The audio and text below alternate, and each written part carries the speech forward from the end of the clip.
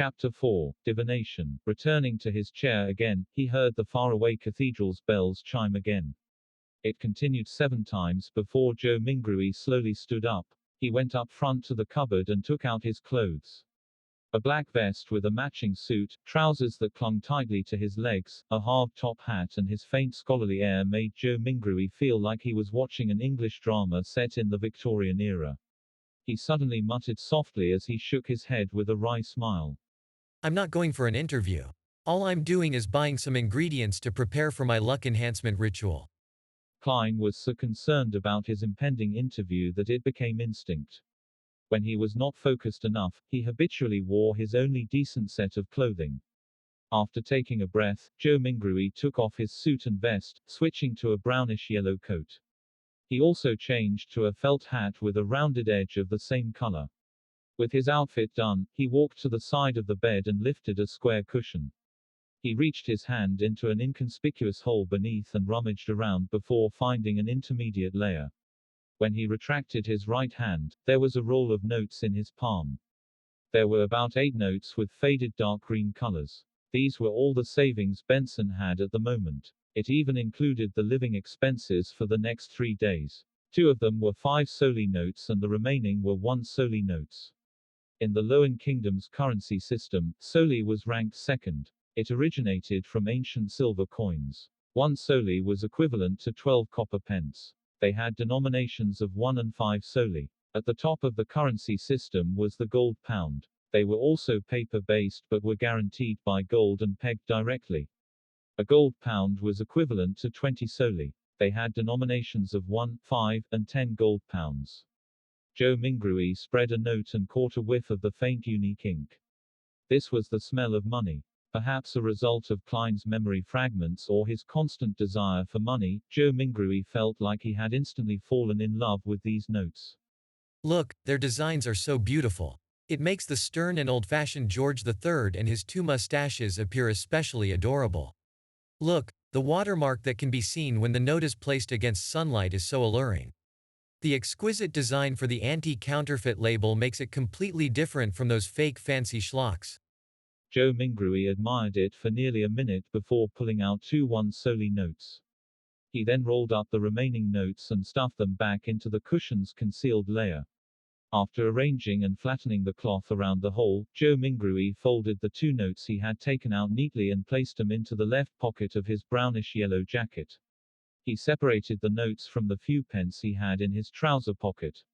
With all of this done, he placed a key into his right pocket and brought a dark brownish paper bag along with him and quickly walked toward the door. His shuffling footsteps slowed down from a brisk pace until it eventually stopped.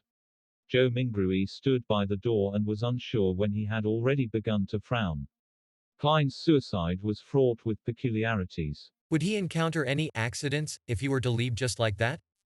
After some deep thought, Joe Mingrui returned to his desk and pulled open the drawer. He then took out the shimmering brass revolver. This was the only defensive weapon he could think of, and it was the only weapon with sufficient power. Although he had never practicing shooting, just pulling such a revolver out would definitely daunt anyone. He caressed the revolver's cold metal before stuffing his revolver into the pocket where his notes were. He clasped the money in his palm as his fingers pressed onto the gun's handle. It was perfectly concealed. Feeling secure, he who knew a little of everything suddenly had a worry. Would I end up misfiring? Being deluged with such a thought, Joe Mingrui quickly thought of a solution. He drew the revolver and released the cylinder. He then aligned the empty chamber, which was a result of the suicide, along the gun's hammer before closing it. This way, even if there was a misfire, he would discharge an empty round. After stuffing his revolver back into his pocket, Joe Mingrui kept his left hand in there. He pressed down on his hat with his right hand and pulled open the door before leaving. The corridor during the day remained dim as limited sunlight shone in from the window situated at the end of the corridor. Joe Mingrui quickly went down the stairs and left the apartment before taking in the brilliance and warmth of the sun. Although it was almost July, it was still considered the middle of summer.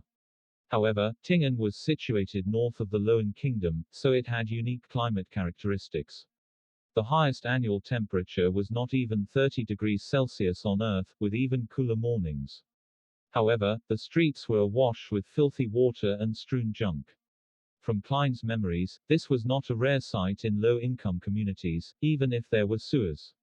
After all, there were just too many people and people needed to survive. Come and try our delicious roasted fish. Hot and fresh oyster soup. Drink a bowl in the morning and feel invigorated all day. Fresh fish from the port for just 5 pence apiece. Muffins and eel soup make the perfect combination. Kong. Vegetables freshly plucked from the farms outside the city. Cheap and fresh. The mobile hawkers who sold vegetables, fruits, and hot food shouted along the streets as they beckoned the rushing pedestrians. Some of them would stop and carefully compare before purchasing. Others would impatiently wave their hands as they had yet to find work for the day. Joe Mingrui took in a whiff of the air that mixed both noxious and fragrant aromas.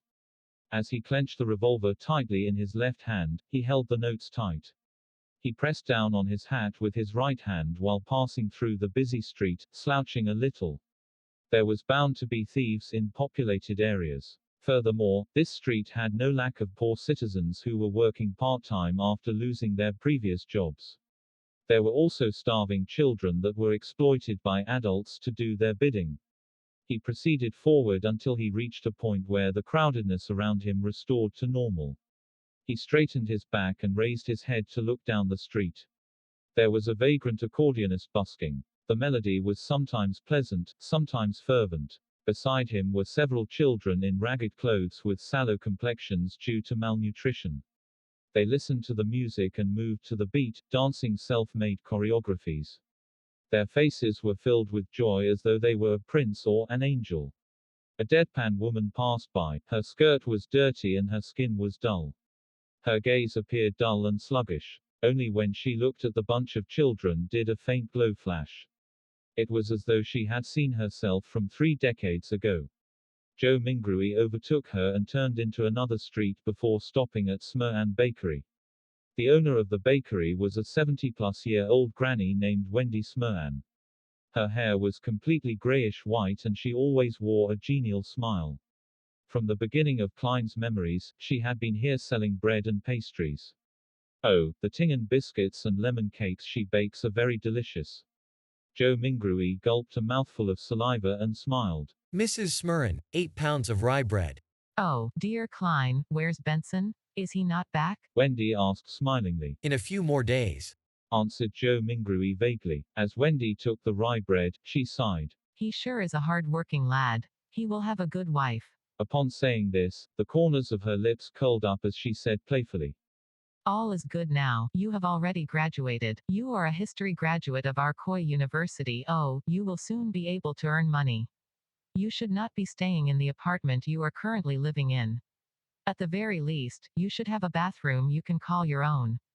Mrs. Smurran, you seem to be a young and energetic woman today. All Joe Mingrui could do was respond with a dry smile. If Klein were to successfully pass his interview and become a lecturer at Tingen University, it was true that his family would immediately be pushed up to a higher socioeconomic status. In his memory fragments, he had once fantasized about renting a bungalow in the suburbs.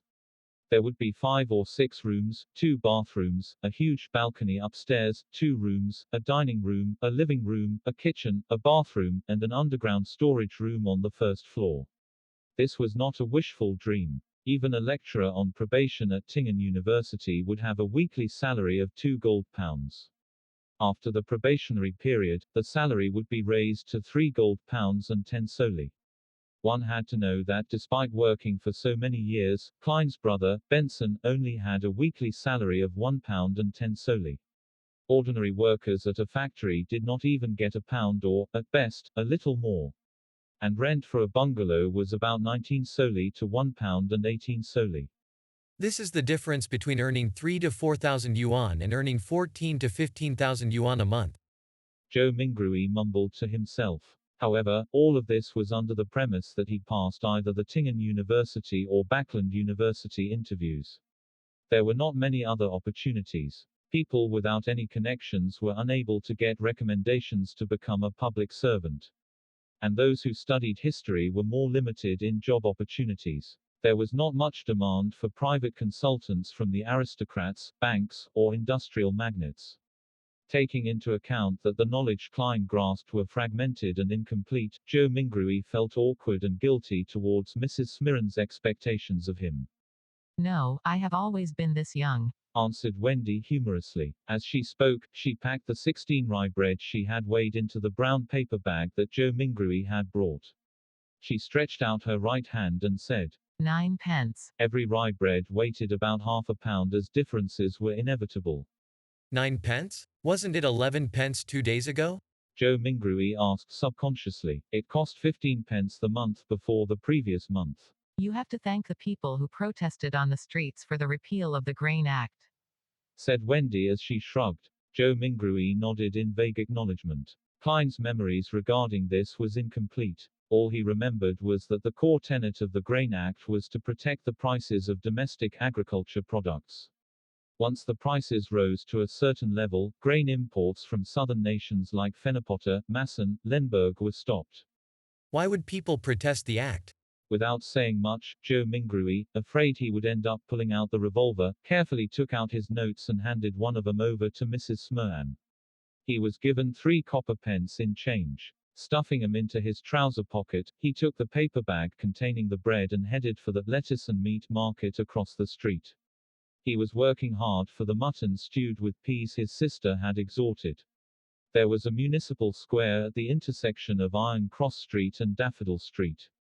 Many tents were erected there, and clowns dressed in odd and funny attires were distributing flyers. There's a circus performance tomorrow night? Joe Mingrui glanced at the flyers in the hands of others as he read their contents under his breath. Melissa would definitely like it. However, how much is the entrance fee? With that thought, Joe Mingrui went closer. Just as he was about to ask a clown with a red and yellow painted face, a hoarse woman's voice sounded from beside him. Would you like to try a divination? Joe Mingrui subconsciously turned his head and saw a woman wearing a pointed hat and a long black dress standing in front of a short tent. Her face was smeared with red and yellow paint and her eyes were a profound grayish blue. No. Joe Mingrui shook his head in response. He did not have the spare cash for divination. The woman laughed and said, My tarot divination is very accurate. Tarot. Joe Mingrui was instantly dumbfounded. This pronunciation was almost identical to the tarot cards on Earth. And tarot cards from Earth were a set of cards used for divination. They just had graphics that represented different omens. Wait. He suddenly recalled the origins of tarot divination in this world. It did not originate from the 7 Orthodox gods nor was it an ancient legacy. Instead, it was created by the Intes Republic's consul of that era, Roselle Guster, more than 170 years ago. This Mr. Roselle invented the steam engine, improved the sailing boat, overthrew the Intes kingdom's imperial rule, and was recognized by the god of craftsmanship. He also became the first consul of the Intes Republic. Later, he invaded other nations and placed Lemberg and other nations under his protection. He made the Loan Kingdom, Fennepotter, Fazak Empire and other powerful northern continent nations bow down to the Intes Republic. Following that, the Republic was then changed to an empire and he became the self-proclaimed Emperor Caesar. It was during Roselle's rule that the Church of Craftsmanship received its first public holy revelation since the Fifth Epoch. Ever since, the god of craftsmanship was changed to the god of steam and machinery. Roselle also invented tarot divination. He also established the contemporary system of paper-based cards and their playstyles. There were many familiar styles that Joe Mingrui was familiar with, such as Upgrade, Fighting the Landlord, Texas Poker, and Quint. In addition, the marine fleets he sent out discovered a sea route that led to the southern continent through the stormy and turbulent seas. This also began the era of colonialism. Unfortunately, he was betrayed in his old age. In the year 1198 of the Fifth Epoch, he was assassinated by the combined forces of the Church of the Eternal Blazing Sun, the former Intes royal family, the Sauron family, and other aristocrats. He eventually died in the White Maple Palace. To recall such general knowledge suddenly made him facepalm. Could this be a transmigration senior? With this in mind, Joe Mingrui was intrigued to see what tarot cards looked like. Therefore, he nodded at the pointy hat woman with the painted face and said, If the, price is reasonable, I'll give it a try. The woman immediately said with a laugh, Sir, you are the first one here today, so it's on the house.